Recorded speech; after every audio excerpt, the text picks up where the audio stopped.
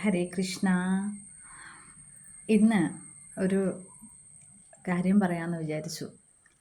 എന്താണെന്ന് വെച്ചാൽ, കഴിഞ്ഞ ദിവസം ഒരു ഫങ്ഷനിടയിൽ ഒരാൾ എന്നോട് എൻ്റെ ഭക്ഷണ രീതിയെക്കുറിച്ച് ചോദിച്ചിട്ടുണ്ടായിരുന്നു. അപ്പോൾ ഞാൻ വെജിറ്റേറിയനാണ്. അപ്പോൾ അത് മാത്രമല്ല, കുറച്ച് ഭക്ഷണ കാര്യങ്ങളൊക്കെ എൻ്റെ ജീവിതത്തിൽ നിന്നും ഞാൻ ഒഴിവാക്കിയിട്ടുണ്ട്, ശീലങ്ങളൊക്കെ മാറ്റിയിട്ടുണ്ട് എന്നുള്ളതാണ്. അപ്പോൾ അതിനെക്കുറിച്ച് ഇങ്ങനെ ചോദിച്ചപ്പോൾ എന്നോട് ആ വ്യക്തി ഇങ്ങനെ പറഞ്ഞു, എന്തിനാണ് ഇതൊക്കെ ഉപേക്ഷിക്കുന്നത്? നമുക്ക് ആരോഗ്യമുള്ള സമയത്ത് മാത്രമേ, അല്ലെങ്കിൽ നമുക്ക് കഴിക്കാൻ പറ്റുന്ന സമയം, ആ സമയം മാത്രമേ നമുക്കിതൊക്കെ കഴിക്കാൻ കഴിയുകയുള്ളൂ. നമ്മുടെ ശരീരം പല പല അസുഖങ്ങൾ പിടിപെടുമ്പോൾ ഇഷ്ടപ്പെട്ട പല വസ്തുക്കളും നമുക്ക് ഉപേക്ഷിക്കേണ്ടി വരും. അപ്പോൾ അങ്ങനെ വരുമ്പോൾ അത് അവിടെ വെച്ച് നിർത്തുകയാണ്. അതായത് ശരീരം അസുഖത്തിന് പിടിപെടുമ്പോൾ നമുക്കത് ഉപേക്ഷിക്കേണ്ടി വരുന്നതാണ്. അപ്പോൾ അങ്ങനെ വരുമ്പോൾ നമുക്കത് ഉപേക്ഷിച്ചേ മതിയാകൂ. അതുവരെ നമുക്ക് കഴിച്ചൂടെ? അപ്പോൾ എന്തിനാണ് ഇപ്പോഴേ ഇങ്ങനെയൊക്കെ ചെയ്യുന്നത് എന്ന് എന്നോട് ചോദിച്ചു. അപ്പോൾ എന്നിട്ട് ആ വ്യക്തി കൂട്ടിച്ചേർത്തു, എനിക്ക് ഇത്ര അസുഖങ്ങളായി, ഇപ്പോൾ എനിക്കിതൊന്നും കഴിക്കാൻ പറ്റുന്നില്ല. കുറച്ച് ഏറ്റവും പ്രിയപ്പെട്ട കുറച്ച് ഭക്ഷണം പറഞ്ഞു, കുറച്ച് സാധനങ്ങളൊക്കെ പറഞ്ഞു. എനിക്കതൊന്നും കഴിക്കാൻ പറ്റുന്നില്ല. വളരെ വിഷമത്തോടു കൂടിയാണ് ഞാനിപ്പോൾ അത് മറ്റുള്ളവർ കഴിക്കുമ്പോൾ ഞാനത് വിഷമത്തോടു കൂടിയാണത് നോക്കി നിൽക്കുന്നത് എന്ന് എന്നോട് പറഞ്ഞു. ശരിക്കും അവിടെയാണ് ഞാനൊരു കാര്യം മനസ്സിലാക്കിയത്. അപ്പം ഞാൻ ആദ്യമൊന്നിങ്ങനെ ചിന്തിച്ചു, ഈ പറഞ്ഞത് ശരിയാണോ? കഴിക്കാൻ പറ്റുന്ന സമയം ആണോ നമുക്ക് എല്ലാം കഴിക്കാം? പിന്നെ കഴിക്കാൻ പറ്റാണ്ടായി കഴിഞ്ഞാൽ പിന്നെ കഴിക്കാൻ പറ്റില്ലല്ലോ. അപ്പോൾ അങ്ങനെ ആണോ ചെയ്യേണ്ടത്? അതിലെന്താണ് ഒരു മറുപടി എന്ന് ഞാൻ എൻ്റെ മനസ്സിനോട് തന്നെ ഇങ്ങനെ ചോദിക്കുകയാണ്, എന്താണ് അതിനൊരു മറുപടി ഉള്ളത് എന്നുള്ളത്. അപ്പോൾ കുറച്ച് കഴിഞ്ഞപ്പോൾ എൻ്റെ മനസ്സിൽ തന്നെ രണ്ട് മുഖങ്ങൾ വന്നു. ഒന്ന് എൻ്റെ മുഖവും ഒന്ന് ആ പറഞ്ഞ വ്യക്തിയുടെ മുഖവും. ഞാൻ വളരെ സന്തോഷത്തോടു കൂടി ഞാൻ ഏറെ ഇഷ്ടപ്പെട്ടിരുന്ന ആഹാരങ്ങൾ ഉപേക്ഷിച്ചു എന്ന് പറയുകയും, ആ വ്യക്തി വളരെ വിഷമത്തോടു കൂടി ഇഷ്ടപ്പെട്ടിരുന്ന ആഹാരങ്ങൾ ഉപേക്ഷിച്ചു എന്ന് പറയുകയും ചെയ്തപ്പോൾ ആ രണ്ടുപേരുടെയും മനസ്സിൻ്റെ ആ നിലയാണ് ഞാൻ ആലോചിച്ചത്. ഞാൻ വളരെ സന്തോഷത്തോടു കൂടി പറഞ്ഞു, അദ്ദേഹം വളരെ വിഷമത്തോടു കൂടി പറഞ്ഞു. എന്തുകൊണ്ടാണ് ഒരാൾക്ക് സന്തോഷവും ഒരാൾക്ക് വിഷമവും തോന്നിയത് എന്നുള്ളതിനെക്കുറിച്ച്.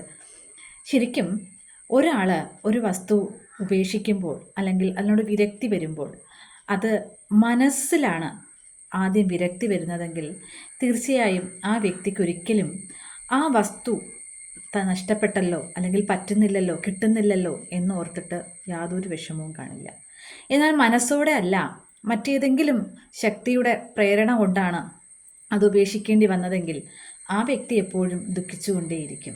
ഒന്ന് ഓർത്തു നോക്കൂ, നമ്മൾ മനസ്സോടുകൂടി ഒന്ന് ഉപേക്ഷിച്ചാൽ, അത് വ്യക്തികളെ ആയിക്കോട്ടെ വസ്തുക്കളെ ആയിക്കോട്ടെ, മനസ്സുകൊണ്ട് ഉപേക്ഷിച്ചാൽ ഇനി ഏതൊക്കെ രീതിയിൽ ആ വസ്തു നമ്മുടെ മുന്നിലെത്തിയാലും നമ്മുടെ മനസ്സ് പതറുകയില്ല എന്നുള്ളതാണ്. നമ്മൾ ആ വസ്തുക്കളെ നമ്മളെ മുന്നിൽ തന്നെ മറ്റൊരാൾ അത് ഭക്ഷിക്കുകയാണെങ്കിൽ, തൊട്ടടുത്തിരുന്ന് ഭക്ഷിക്കും, നമുക്കത് ബുദ്ധിമുട്ടായിട്ടും തോന്നില്ല, വിഷമമായിട്ടും തോന്നില്ല. എനിക്കത് കഴിയുന്നില്ലല്ലോ എന്നുള്ള വിഷമവും തോന്നില്ല, എനിക്ക് അത് കഴിക്കുന്നുണ്ടല്ലോ എന്നുള്ള ബുദ്ധിമുട്ടും തോന്നില്ല. നമ്മൾ അത് ഉപേക്ഷിച്ച് കഴിഞ്ഞു. അപ്പോൾ ആ വസ്തു ഒരിക്കലും നമ്മുടെ മനസ്സിലേക്ക് പിന്നെ കയറുന്നില്ല എന്നുള്ളതാണ്. അതുകൊണ്ടാണ് സന്തോഷത്തോടു കൂടി ഞാൻ ഇതൊക്കെ ഉപേക്ഷിച്ചു എന്ന് പറയാൻ എനിക്ക് കഴിയുന്നതും.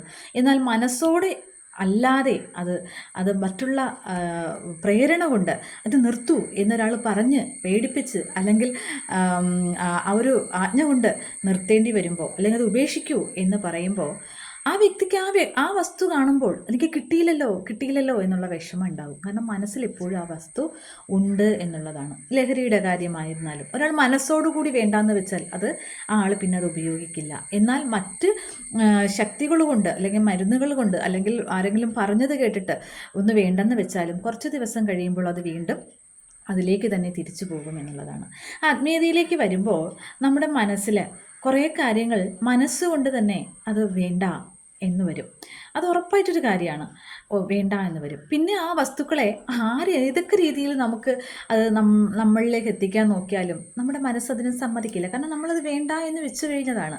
നമുക്ക് യാതൊരു ഭാവഭേദവും ഇല്ലാതെ നമുക്കത് വേണ്ട എന്ന് എപ്പോഴും പറയാൻ കഴിയുമെന്നുള്ളതാണ്.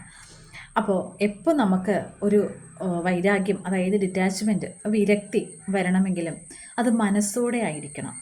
അല്ലാതെ എന്തെങ്കിലും ഞാനിത് നിർത്താം, അപ്പോൾ എനിക്ക് കുറച്ച് കൂടുതൽ ഇത് കിട്ടും, അല്ലെങ്കിൽ എനിക്ക് നന്മ കിട്ടും, അല്ലെങ്കിൽ ഞാൻ നല്ലതിലോട്ടാകും, അങ്ങനെയൊക്കെ വിചാരിച്ച് പോയാൽ വീണ്ടും നമ്മൾ അതിലേക്ക് തന്നെ തിരിയും. അല്ലെങ്കിൽ അത് കാണുമ്പോൾ വിഷമം തോന്നും, അയ്യോ ഞാനത് നിർത്തിയില്ലോ എന്നൊക്കെ ഓർത്തിട്ട്.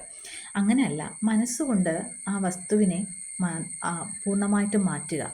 മാറ്റിക്കഴിഞ്ഞാൽ ആ വസ്തു നമുക്ക് മുന്നിൽ എന്തൊക്കെയായിരുന്നാലും നമുക്കൊന്നുമേ തോന്നില്ല. ആ ഒരു അതാണ് ശരിക്കും പറഞ്ഞാൽ വിരക്തി എന്ന് പറയുന്നത്. വിഷമത്തോടു കൂടിയല്ല, സന്തോഷത്തോടു കൂടി അതിനെ ഉപേക്ഷിക്കാൻ കഴിഞ്ഞാൽ, ത്യജിക്കാൻ കഴിഞ്ഞാൽ അതാണ് ത്യാഗം എന്ന് പറയുന്നത്. സന്തോഷത്തോടു കൂടി ഉപേക്ഷിക്കുക എന്നുള്ളത്.